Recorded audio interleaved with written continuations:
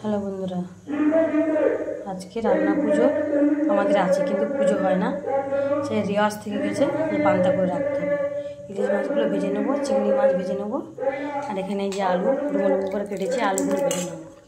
আর এই যে তোমার দাদাভাই এই দেখো গোটা একটা কুমড়ো এনেছিলাম, এই কুমড়ো দিয়ে পুঁই শাক দিয়ে আর এই চিংড়ি দিয়ে রান্না হবে আজকে। চলো কী বানাই দেখতে থাকো। ভেজে নিয়েছি ইলিশ মাছ, এখানে যে চিংড়ি ভাত হয়েছে।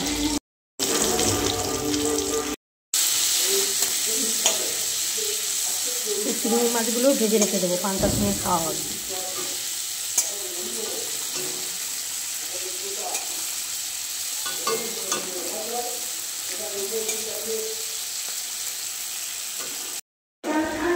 আলুটা ভেজে নিচ্ছি।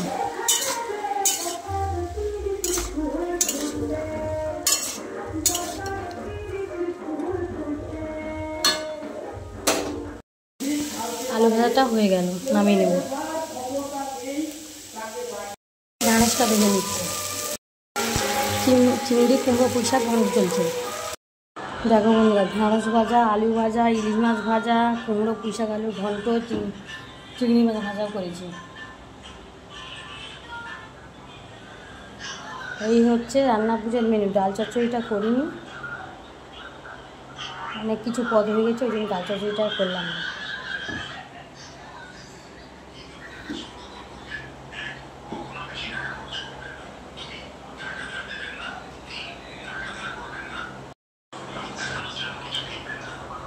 কেমন হয়েছে বন্ধুরা কমেন্ট করে জানিও।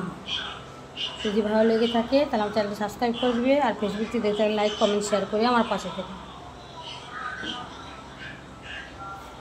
দেখো বন্ধুরা, কচু শাক কিনে এনেছি, ইলিশ মাছের মাথা দিয়ে রান্না করব, আর চিংড়ি দিয়ে রান্না করবো একদিন।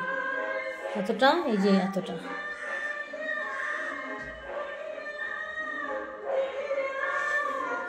এবার আমি এগুলোকে কেটে নেব।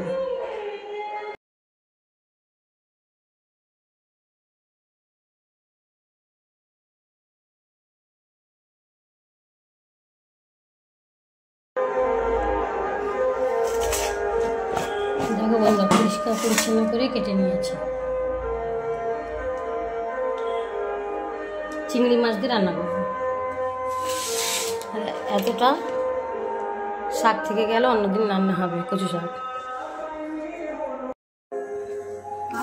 কচু শাকটা ভাপাতে দিয়ে দিয়েছি, ঢাকনা দিয়ে দেবো। দেখো কত কচু শাক কতটুকু হয়ে গেছে, আরও কমে যাবে। ভাপিয়ে জল ঝাঁঝিয়ে নিয়েছি কচু শাকগুলো। আর এখানে চিংড়ি মাছ, পেঁয়াজ, রসুন, ধনে লঙ্কা ফোড়ন দিয়ে ভেজে নিচ্ছি। দিয়ে দেবো কালো জিরে ফোড়ন, লঙ্কা গুঁড়ো, হলুদ গুঁড়ো। এবার কচু শাকটা এর মধ্যে তুলে দেবো।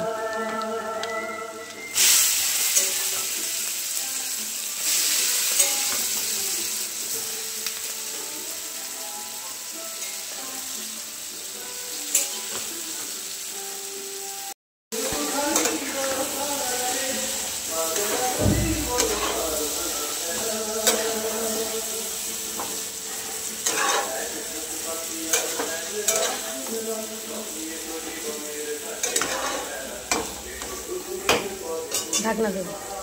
বন্ধুরা, কচু শাক চিংড়ি দিয়ে কে কে খেতে ভালোবাসো আমার কমেন্ট করে জানিও।